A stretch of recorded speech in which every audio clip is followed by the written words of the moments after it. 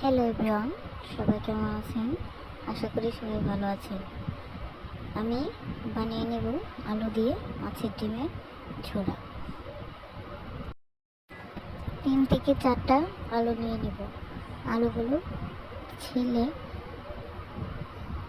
চিকন চিকন করে কেটে নেব।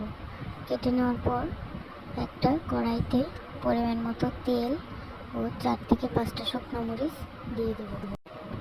তার সাথে দিব পেঁয়াজ। পেঁয়াজগুলো লাল হয়ে গেলে আলুগুলো দিয়ে ভালো করে লাল লাল করে ভেজে নেব। মাছের ডিমগুলো সিদ্ধ করে আলুগুলোর মধ্যে দিয়ে দিব।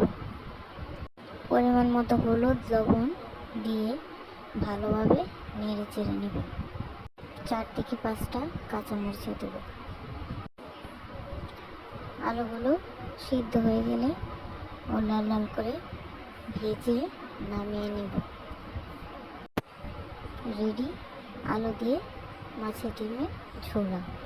সবাই ভালো থাকবেন, আমার চ্যানেলটা সাবস্ক্রাইব করে দেবেন। ধন্যবাদ।